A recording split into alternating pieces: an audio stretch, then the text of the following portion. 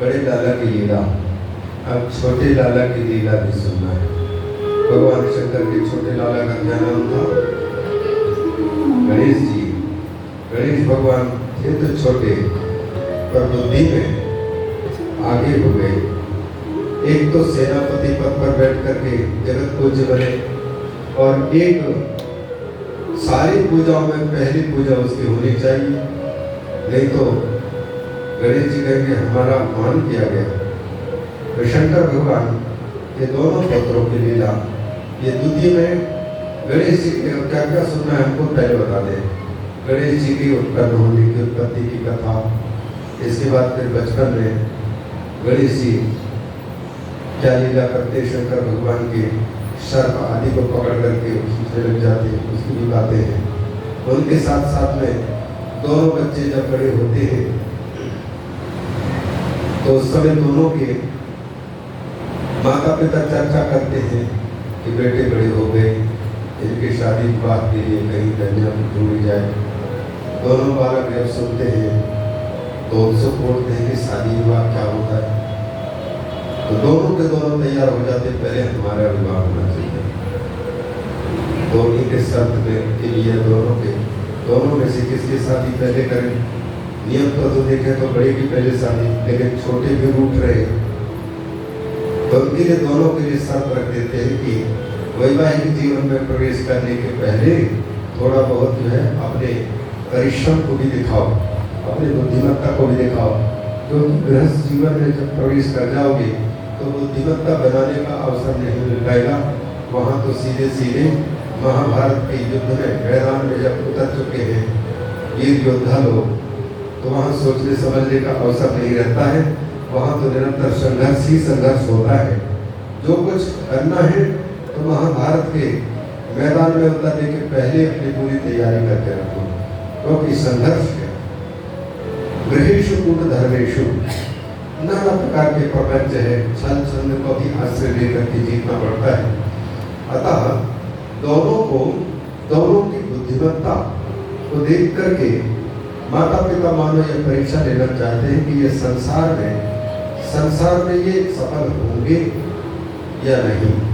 बुद्धिमत्ता की परीक्षा, जो बुद्धिमान होगा उसके पहले विवाह करेंगे और उसके समकक्ष दूसरा जब आएगा तो उसके विवाह बाद में कर देंगे। भोगी है तो एक बल में दौड़ में आगे है, आयु में भी बड़ा है, लेकिन दूसरे बुद्धि में बड़ा है, ज्ञान में बड़ा है। एक का वाहन चूहा है और एक का वाहन मयूर है। तो दोनों के ये कौन किस मामले में बड़े होते हैं, इस बात को इन चरित्रों के माध्यम से दिखाने जा रहे हैं। सबसे पहले गणेश जी के उत्पत्ति के चरित्र को हम लोग सुनते हैं। तारकासुर जब मारा गया, इसको सुनकर के नारद अत्यंत प्रसन्न हुए और फिर अपने पिता ब्रह्मा जी से पूछा कि देव देव प्रजानाथ, शिव जी के ज्ञान के आप निधान हैं, शिव रहस्य को आप जितना जानते हैं, इसीलिए लगता है कि भगवान विष्णु ने मुझे आपके पास भेजा था। मुझे यह पहले ज्ञान नहीं था कि आपकी अवज्ञा करने का परिणाम मुझे क्या मिलेगा। अब मुझे पता लग रहा है कि आप सब कुछ जानते हैं, शिव तत्व को जानते हैं, और इसलिए भगवान विष्णु ने आपके पास मुझे भेजा, मेरे अज्ञान को दूर करने के लिए, मेरे मोह को दूर करने के लिए, मेरे मद की पहचान, माया की पहचान करा करके उस माया और मद से मुक्त होने के उपाय दिखाने के लिए। और भगवान शंकर ही एक ऐसे हैं जो माया जिनकी है उन्हीं की शरण ग्रहण करने से व्यक्ति माया से मुक्ति प्राप्त कर पाता है। मायापति से जब तक मिलेगा नहीं जीव, तब तक जीव को भटकते रहना पड़ेगा। माया उसकी नचाती। कई बार हम निवेदन कर चुके हैं कि माया न किसी के लिए अहित करने वाली है, न किसी के लिए हितकारिणी है, लेकिन माया देखती है कि मेरे स्वामी के अनुकूल कौन हो रहे हैं। स्वामी की ओर जिनका मुख है उनके लिए माया सहायिका बन जाती है, और जो भगवान की ओर जिनका मुख नहीं है, भगवान को जिन्होंने ठुकरा दिया है, जीवन में नहीं अपनाया है, तो माया उनकी विरोधी बनती है, उनको नचाती है। भगवान जब हमारे अनुकूल है तो संसार के जितने सुख साधन हम जुटाते हैं, उन सुख साधनों का हम सही उपयोग भी कर पाते हैं और उनका सुख भी हम प्राप्त कर पाते हैं। और जब भगवान अनुकूल नहीं है तो संसार के समस्त सुख साधनों को जुटा करके भी हम सुख से वंचित रहते हैं। अतः सुख वस्तु के अधीन नहीं है, सुख भगवत इच्छा के अधीन है। तो भगवान ही सुख स्वरूप है और हम सबके अंतर में सुख रूप में वो बैठे हुए हैं, लेकिन हम उनकी ओर दृष्टि नहीं कर पाते हैं। हम उसको छोड़ करके उसके अतिरिक्त की ओर लोग बनाने लगे हैं। संतों ने कहा है, वो को कहाँ ढूंढे बंदे, मैं तो तेरे पास है। सुख शांति को हम बाहर खोजते हैं, बाहर की वस्तुओं में खोजते हैं, और भगवान कहते हैं तुम्हारे अंतर में छिपा हूं मैं सुख स्वरूप, उधर तो तुम्हारी दृष्टि जा ही नहीं रही। संत लोग यह भी कहते हैं कि कस्तूरी कुंडल बसे नर ढूंढे न माही, ऐसे घटघट राम है दुनिया देखे नहीं। असल में बनाने वाले ने भी हम सबकी जो साधन बना के रखे हैं, उनके साथ में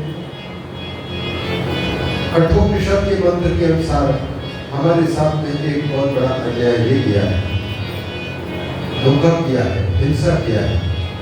जिसने आंख बनाई, जिसने कान बनाए, जिसने नाक बनाए, जिसने जीभ बनाई, जिसने त्वचा बनाए, जितनी चीजें साधन दी है, उसने इन साधनों को देकर के हमारे साथ में एक, जहां दुनिया की चीज समझने देखने के लिए तो ठीक किया है, लेकिन दुनिया बनाने वाले को देखने की दृष्टि से हमारे साथ में धोखा किया है।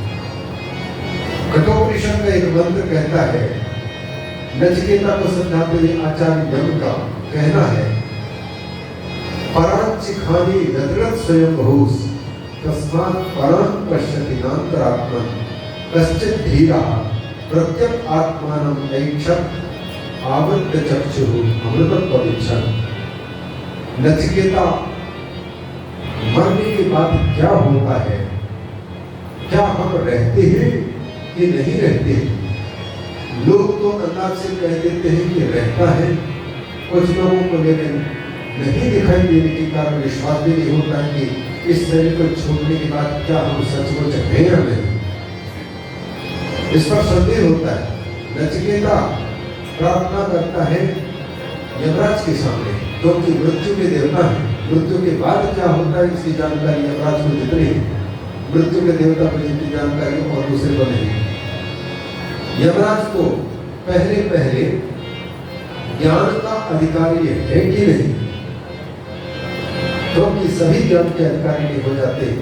ज्ञान को, भक्ति को, वैराग्य को पाने के लिए आप अपने अतिरिक्त सब कुछ खोने को तैयार हैं, तब जाकर के ज्ञान को पाने के अधिकारी, भक्ति को पाने के अधिकारी और वैराग्य को पाने के अधिकारी बन पाते हैं।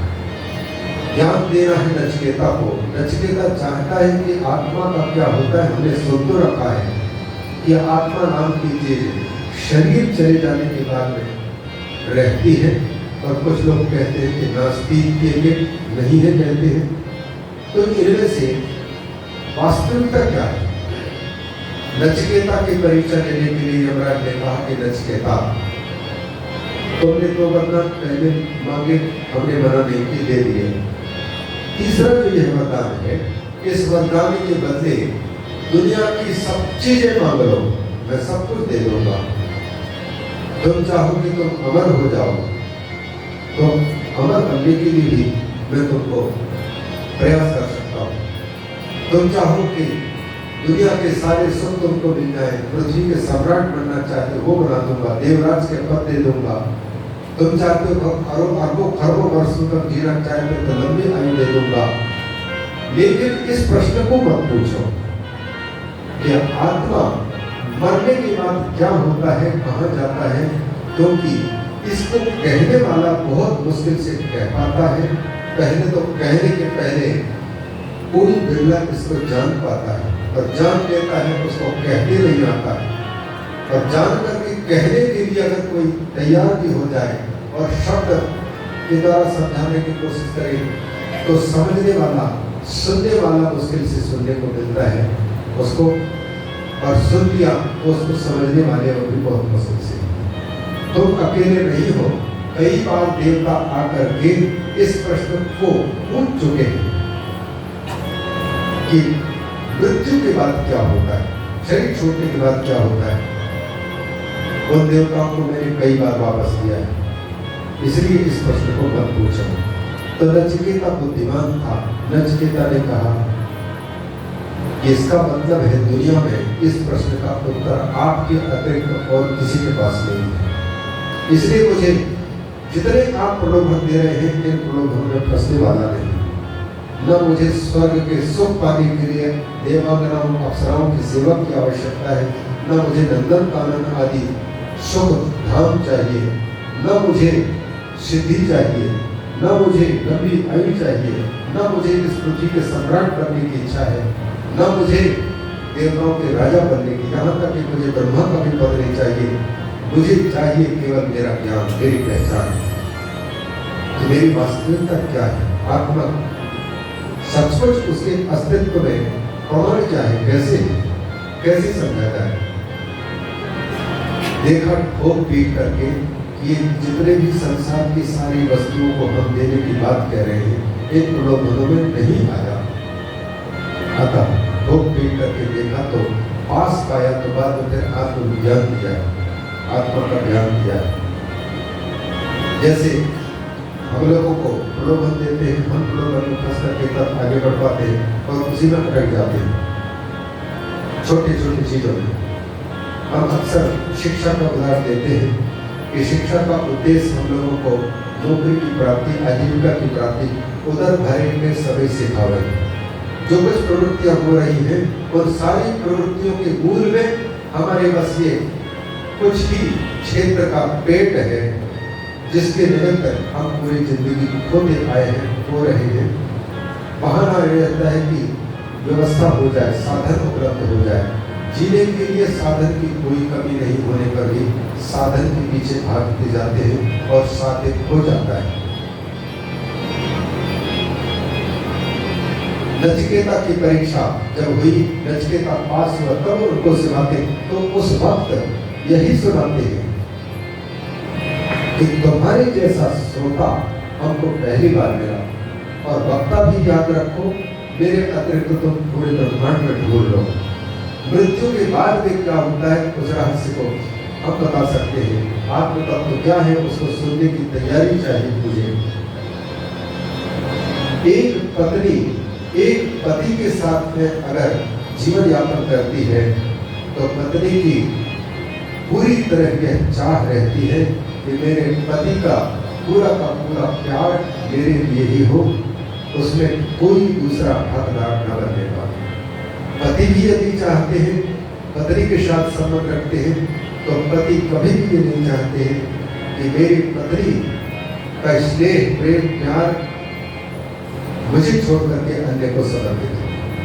जब हम एक संसार के नाते रिश्तों में अनन्यता चाहते हैं, पूरे समर्पण चाहते हैं, उसी प्रकार से हर विद्या समर्पण चाहती है। किसी विद्या में पारंगत होने के लिए आप अनन्य प्रेमी है तो वह विद्या मस्तिष्क में अपने आप प्रकट होना शुरू कर देती है। शास्त्र उसके केवल माध्यम बनते हैं, जगत उसका केवल निमित्त बन जाता है। सारा का सारा ज्ञान विज्ञान हमारे अंतर में विराजमान है, मात्र उसको जगाने के लिए माध्यम होते हैं और गुरुजन माध्यम होते हैं।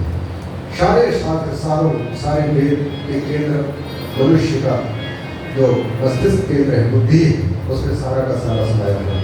और यही कारण है कि वेद और वेदों का ज्ञान ये प्रकट होते हैं, ये प्राप्त नहीं किए जाते, प्रकट होते, अपने आप प्रकट होते तो हमारी चित्त की शुद्धि होती। और चित्त की शुद्धि तब होती जब हमारी एकाग्रता, अनन्यता हो किसी वस्तु को पाने के लिए।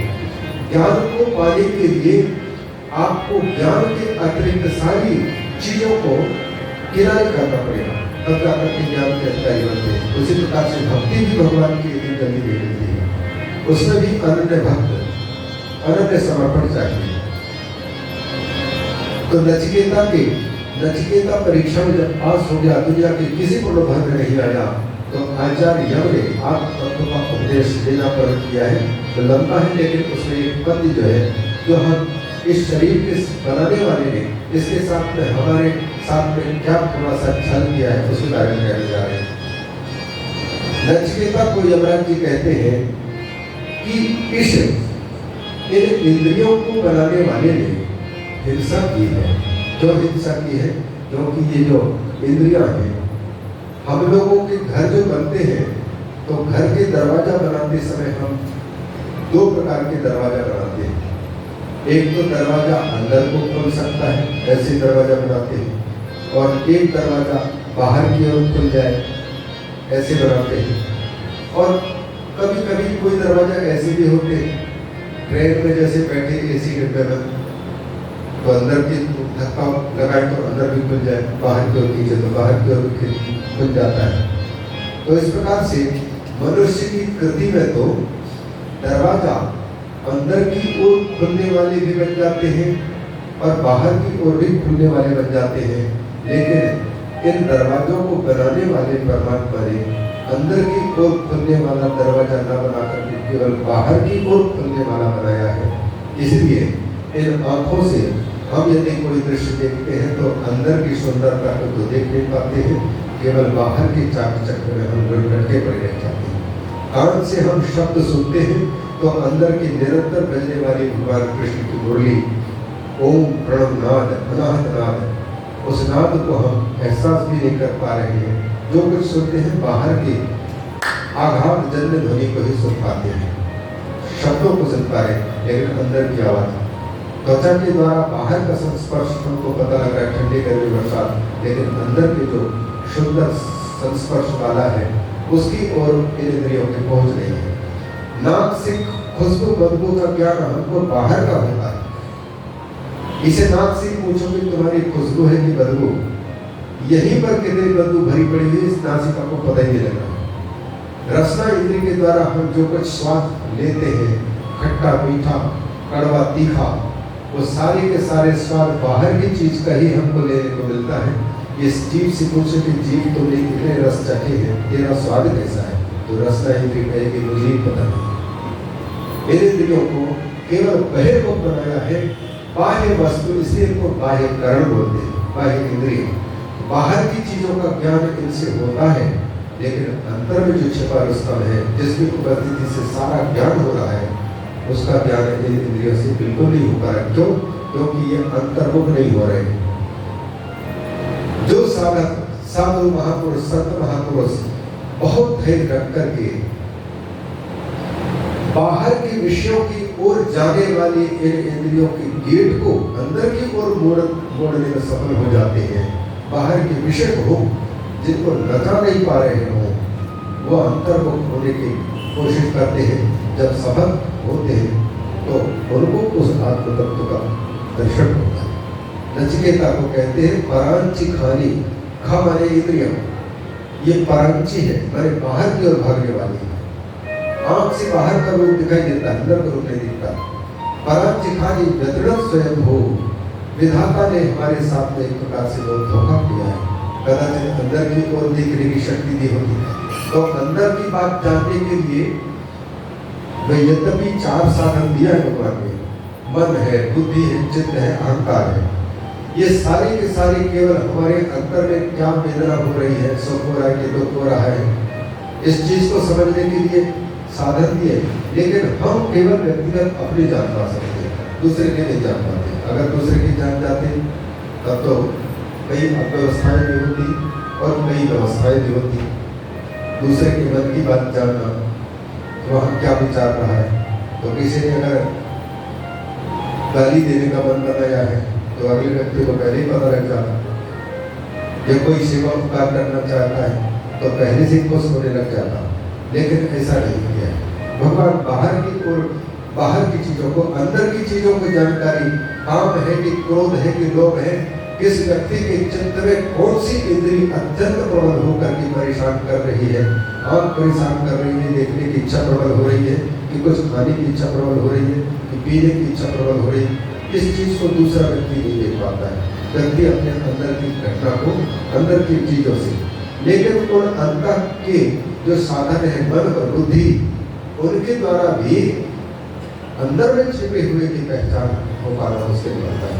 बस इतना ही अनुमान होता है कि मन बुद्धि काम कर रहे। इसका मतलब ये साधन है, और साधन है तो कोई साधन अपने आप के लिए उपयोगी नहीं होता। मोटरसाइकिल चलाते आप सब जानते हैं, कोई गाड़ी चलाते हैं, क्या गाड़ी अपने आप के लिए होते हैं?